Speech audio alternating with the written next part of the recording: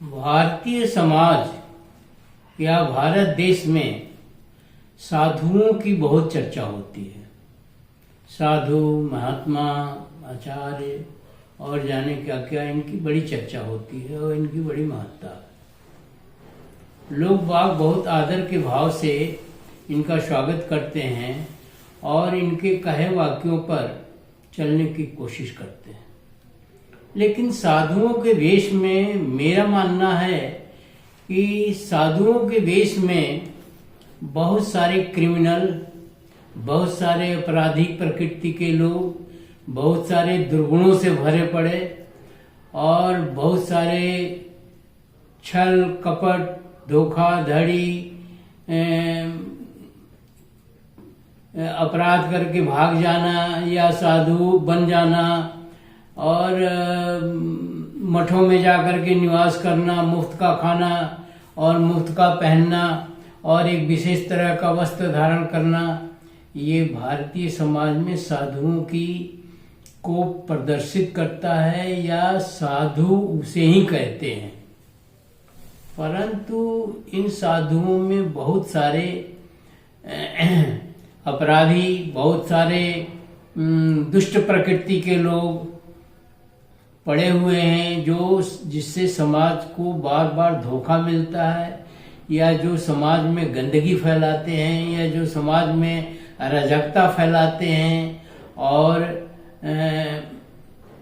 उन्हें देश की कोई चिंता नहीं होती। अब साधु का क्या अर्थ है ये हम बताना चाहते हैं आपको। साधु प्रकृति होती है। प्रकृति का मतलब स्वभाव होता है। साधु का स्वभाव होता है और साधु बनना बड़ा कठिन काम है। यह एक प्राकृतिक विधा है साधु बनना।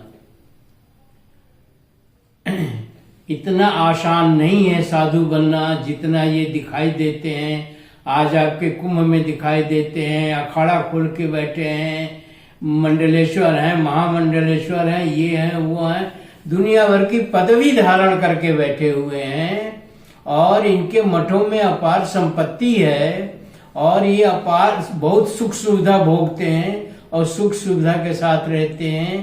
परोपकार नाम का कोई वो नहीं है, बल्कि ये अपने स्वभाव के अनुसार जो है कुकर्म भी करते रहते हैं।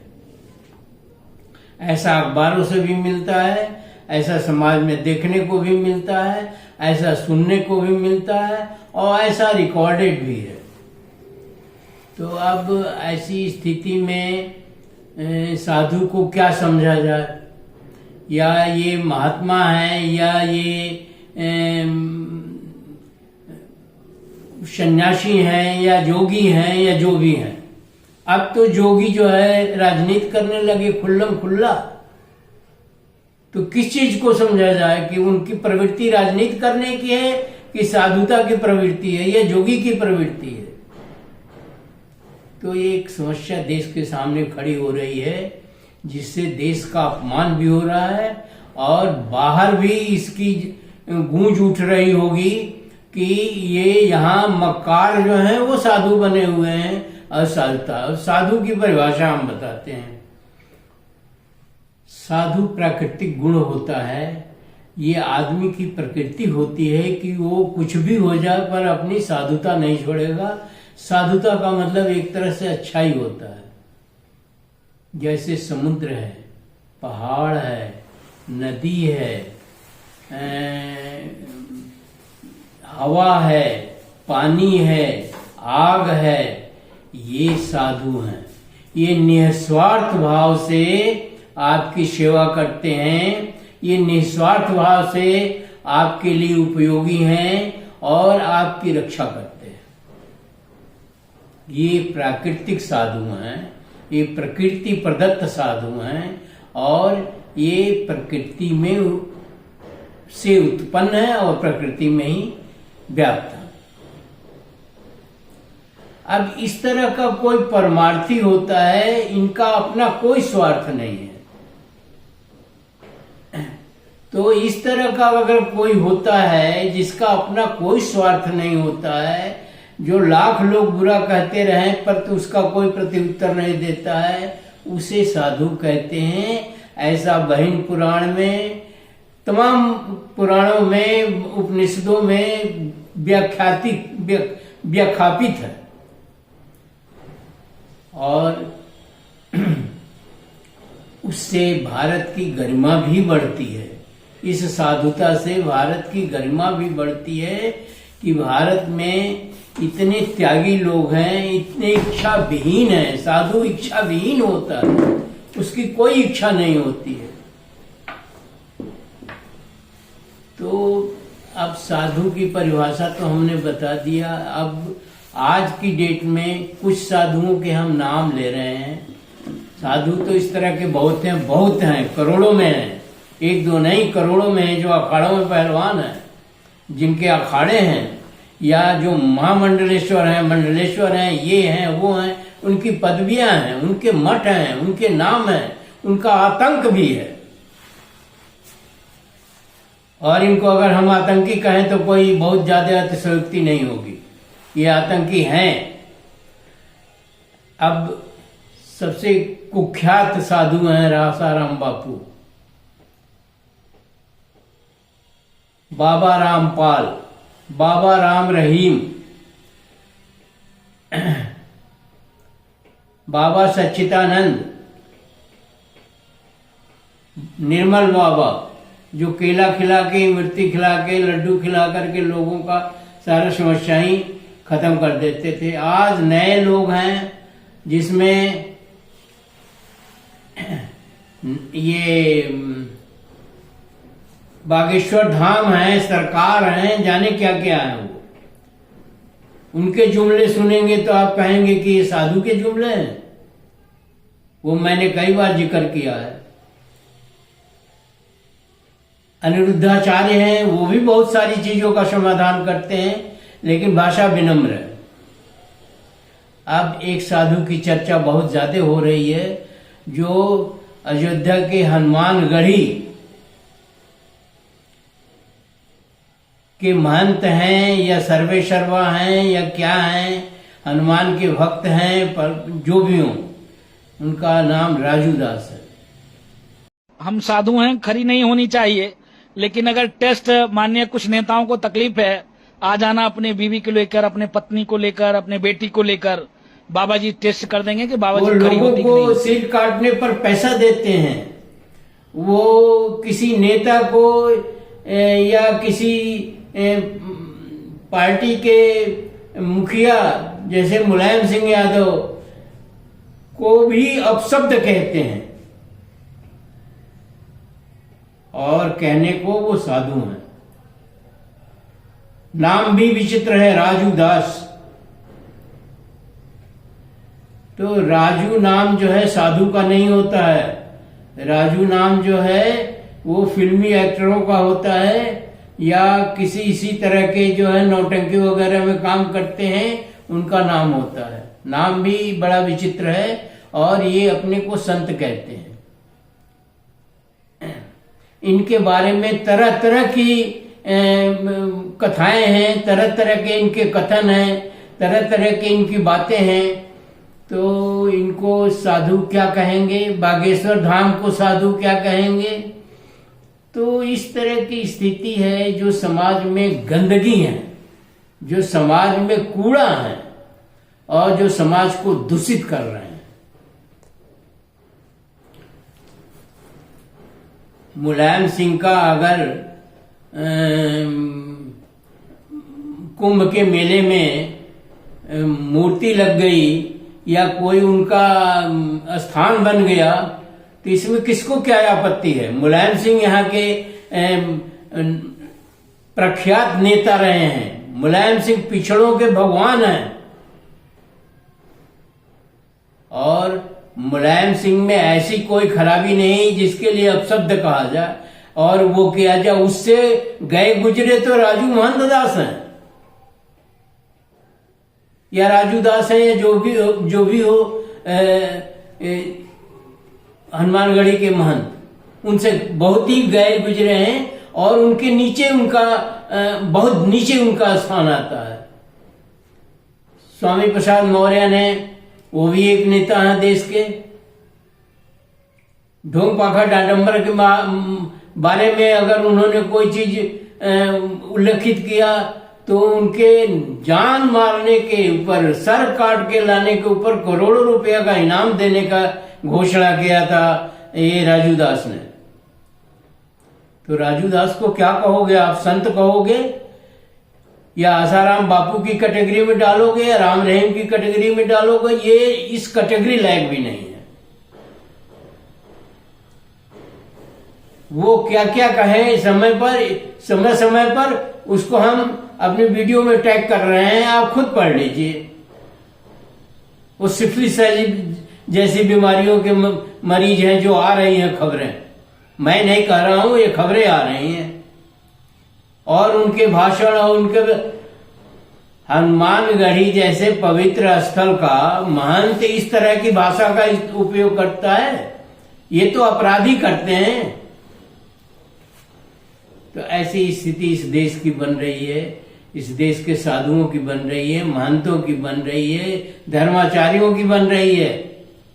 धर्माचार्य इस पर कोई कार्रवाई नहीं करते हैं, धर्माचार्य इसका कोई विरोध नहीं करते हैं, इसलिए वो भी दोषी हैं।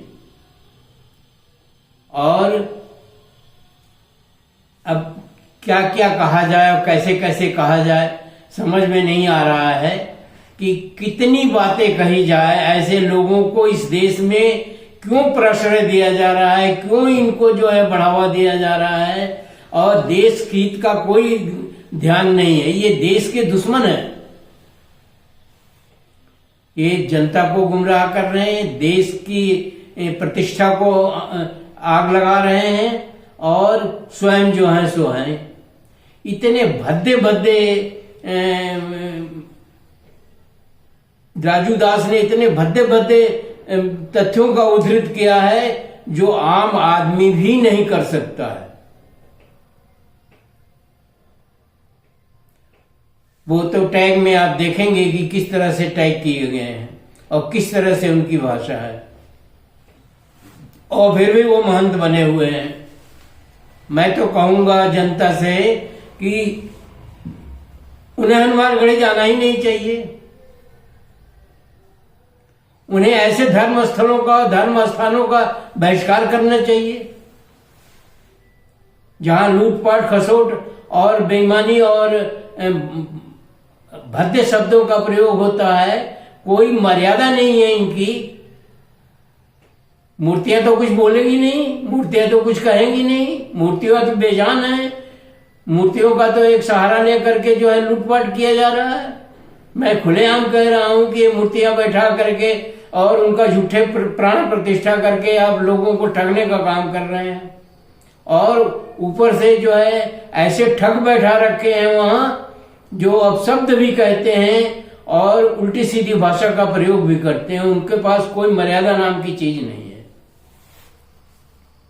ऐसे संतों को अगर थोड़ी भी प्रतिष्ठा देश की रखनी है तो ऐसे संतों को तुरंत वहां से हटा देना चाहिए। ऐसे संतों की कोई आवश्यकता नहीं है। ऐसे संतों की जगह जेल है।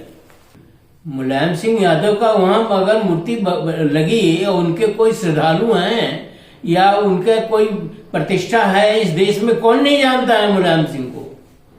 राजू दास को जाने चाहे न जाने, मुलायम सिंह को तो सभी जानते हैं। स्वामी प्रसाद भी उनके बाद आते हैं और उनको भी बहुत सारे लोग जानते हैं। लेकिन इनके बारे में क्या क्या कहा है राजू दास ने, वो एक बुद्धिहीन, एक मूर्ख भी नहीं कर सकता। और ऐसे मूर्खों को हम साधु सन्यासी उनके पांव छूते हैं, उनके शरण में रहते हैं। इसी तरह की भाषा बहुत सारे लोगों की है। मैं किसका नाम लूं जो सत्ता के गलियारे में है और सत्ता पर बैठे हुए हैं, और एक पार्टी जो है उनको प्रेशर दे रही है और आप उस पार्टी को वोट दे रहे हैं। तो असली गलती तो आपकी है, असली गलती तो जनता की है। इसमें तो सभी आते हैं, पिछड़े, दलित, अगड़े, सब लालायित रहते हैं इन साधुओं के पास जाने को और इनका आशीर्वाद लेने को। कौन सा आशीर्वाद लेते हैं भाई? सवर्ण भी हैं इसमें, जो गंदगी फैला रहे हैं और उसको बढ़ावा दे रहे हैं और देश का अपमान कर रहे हैं।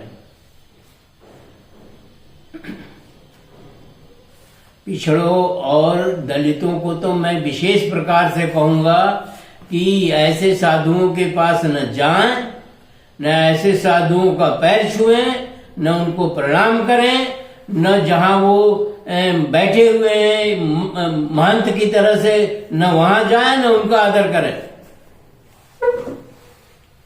और अगर ऐसा नहीं करते हैं तो सबसे ज्यादा नुकसान पिछड़ों और दलितों का होना है, और भुगत रहे हैं पिछड़े और दलित आज भी इन्हीं ढोंग पाखंड आडम्बरों की ज्यादा। ये ढोंगी है सब, ये पाखंडी हैं।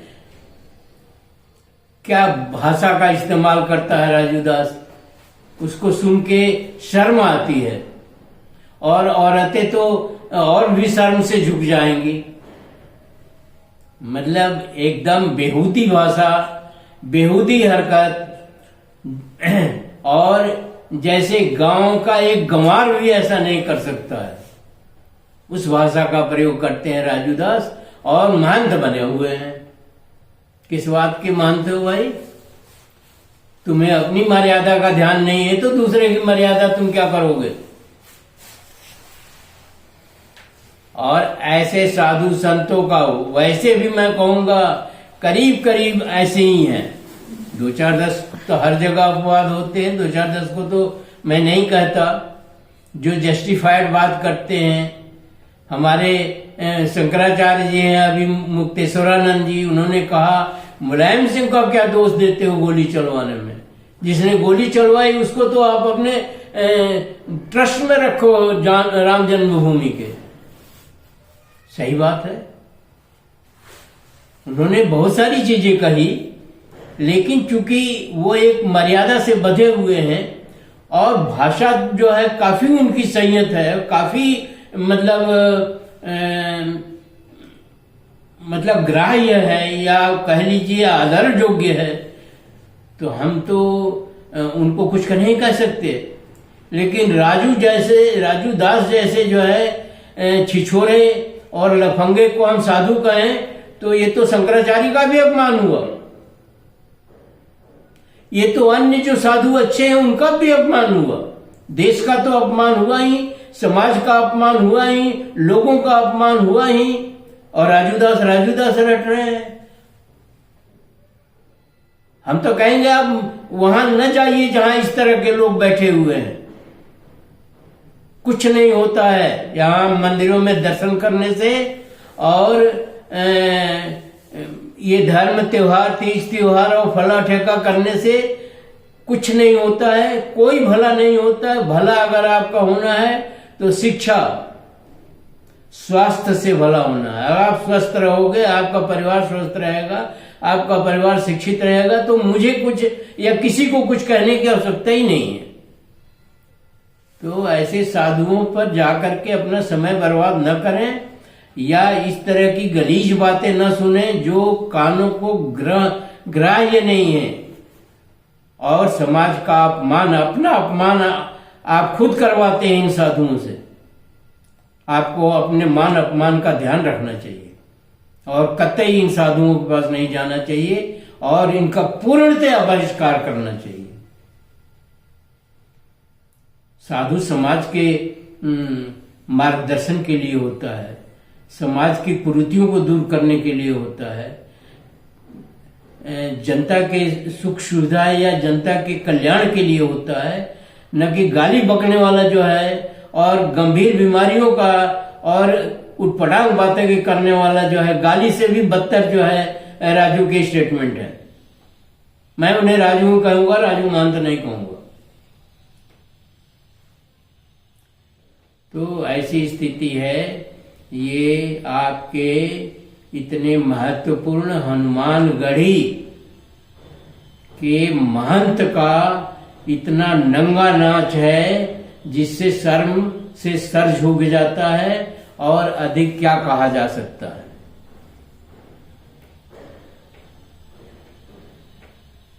उन्हें मुलायम सिंह उनसे उम्र में भी बड़े हैं, पद में भी बड़े हैं, बुद्धि में भी बड़े हैं, पढ़े लिखे भी हैं, स्वामी प्रसाद भी हैं और भी नेता हैं। तुम तो किसी के नहीं, तुम तो क्रिमिनल हो। और फिर इस तरह की बातें करते हो। करोड़ों लोगों के देवता हैं मुलायम सिंह। स्वामी प्रसाद भी काफी सामाजिक, उच्च कोटि के सामाजिक कार्यकर्ता हैं। इन लोगों के बारे में आपने क्या क्या कह रहे हैं? शर्म आनी चाहिए आपको। इसी के साथ वीडियो समाप्त करते हैं और आपसे अपेक्षा करते हैं आप वीडियो को पढ़ेंगे, कमेंट बॉक्स में कमेंट करेंगे और ऐसे साधु संन्यासों से दूर ही रहें, तो आपकी भी अस्मिता बची रहेगी, देश की अस्मिता बची रहेगी, समाज की अस्मिता बची रहेगी। जय संविधान, जय मुलायम सिंह यादव और जय स्वामी प्रसाद मौर्य।